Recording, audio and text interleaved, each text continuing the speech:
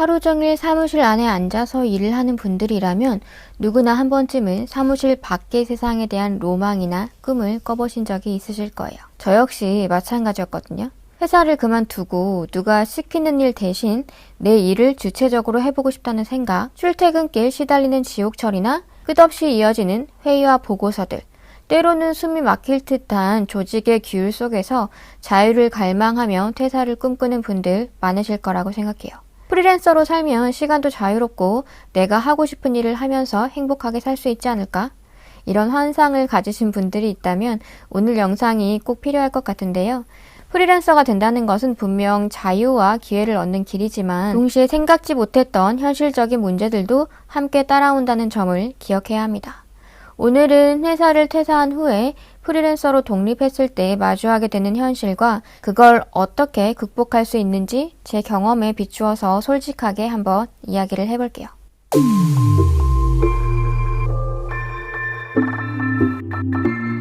프리랜서 생활의 가장 큰 매력은 무엇보다 자유겠죠.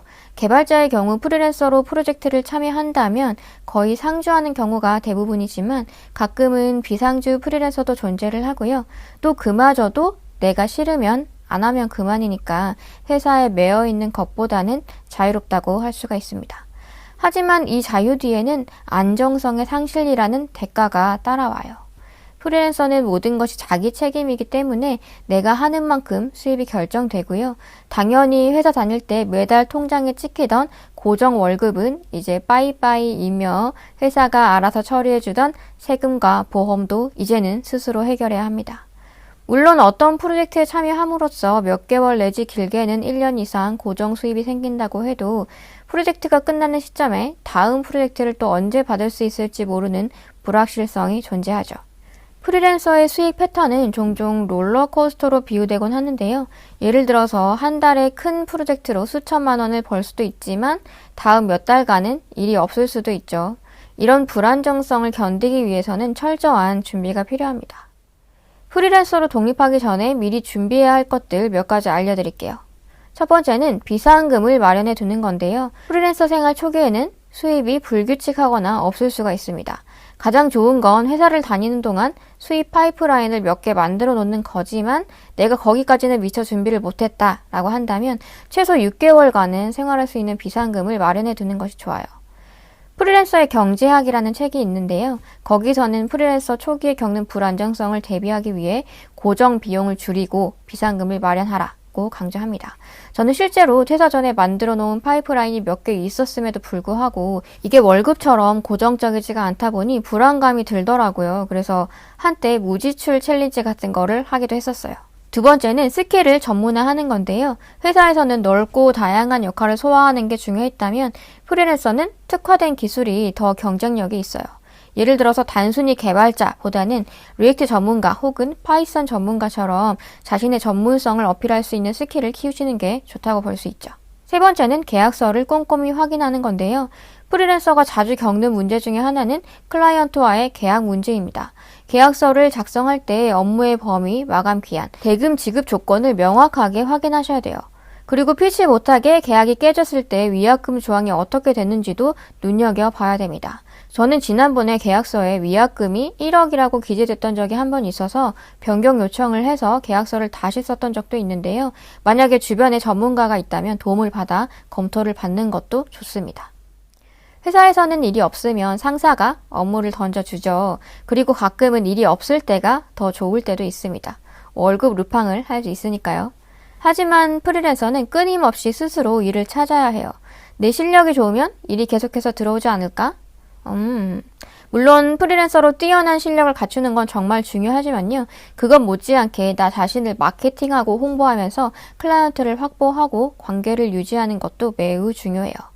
프리랜서는 퍼스널 브랜딩과 네트워킹이 생존의 열쇠라고 할 수 있죠. 자신의 포트폴리오를 꾸준히 업데이트해야 하고요. 링크드인, 깃허브, 아니면 요즘 유행하는 스레드 같은 플랫폼에 적극적으로 참여하면서 자신을 많이 알려야 합니다. 저도 얼마 전부터 스레드를 시작했는데요. 예상외로 회사 대표님들이나 병원 원장님들이 굉장히 많이 보이더라고요. 그런 바쁘신 분들도 열심히 마케팅을 하는데 내가 그동안 너무 안일했구나 반성하는 계기가 되었어요. 프리랜서는 시간이 자유롭다는 장점이 있지만 때로는 그게 오히려 독이 될 수도 있는데요. 이 자유가 종종 시간 관리 실패로 이어질 수 있기 때문이에요. 예를 들어서 내일 하면 되지 하면서 작업을 미루다 보면 마감 직전에 모든 일이 쏟아져서 스트레스를 받는 상황이 생길 수가 있습니다. 그리고 또 일이 없을 때는 한없이 게으름의 늪에 빠질 위험성도 커요. 프리랜서가 되면 무엇보다 스스로 일정을 타이트하게 관리하는 습관을 가져야 돼요. 예를 들어서 내가 지금 책을 출판하기 위한 원고를 쓰는 중이다 라고 하면 내 스스로 1차 마감 기한을 정하고 하루 일정을 블락으로 나누어서 작업을 하는 거예요. 포모도로 기법 같은 시간 관리 방법을 활용하는 것도 효율성을 높이는 방법 중에 하나겠죠. 프리랜서로 성공하기 위해서는 어느 정도는 평온한 직장인 마인드에서 벗어나서 끊임없이 도전하고 계속해서 뭔가를 하려는 자세가 필요합니다. 요즘에는 트렌드가 굉장히 빠르게 변화하잖아요. 경쟁력을 유지하기 위해서는 항상 트렌드에 민감해야 하고 솔직히 회사 다닐 때보다 할 일이 훨씬 많은 것 같아요. 아마존의 제프 베이조스는 워크와 라이프의 밸런스가 아니라 워크와 라이프의 하모니를 강조했죠. 누군가의 밑에서 수동적으로 그 사람이 시키는 일을 하는 것이 아니라 내가 주체적으로 내 일을 찾아서 하고자 한다면 내 삶이 곧 일이 되어야 하고 또 그런 삶이 즐거워야 하는 것 같아요. 결국 어떤 결정을 하든 내가 행복하고자 선택하는 것인데 워크라이프 하모니가 나는 괴롭다라고 한다면 오히려 그냥 회사 다니는 것이 훨씬 행복할 수 있어요. 어떤 회사에 소속되어 있다가 프리랜서로 전환한다는 것은 익숙한 안전지대를 떠나서 자신만의 길을 만들어가는 용기 있는 도전이에요. 회사에서 나와 매일 대화하고 밥 먹고 커피 마시던 나의 동료들을 떠나서 홀로 서기를 함으로써 때로는 불안과 고독을 느낄 수도 있지만요. 여러분이 그 과정에서 얻게 될 자유와 성취감은 무엇과도 비교할 수 없는 소중한 경험이 될 거라고 생각합니다. 무엇이든 여러분이 선택한 길이 정답이에요. 만약 프리랜서를 선택했다면 자신의 가치를 스스로 정립하고 자신의 시간과 노력을 온전히 통제할 수 있는 삶을 살아가세요. 이건 제 자신에게 하는 말이기도 한데요. 그 자유의 무게를 견디면서 자신의 가치를 끊임없이 높여나가셨으면 좋겠습니다. 마지막으로 세상은 당신이 만들어가는 만큼 변화한다는 말을 기억하셨으면 좋겠어요. 퇴사를 결심하고 프리랜서로 새롭게 시작하고자 하는 모든 분들을 응원하고요. 여기까지 시청해주셔서 감사합니다.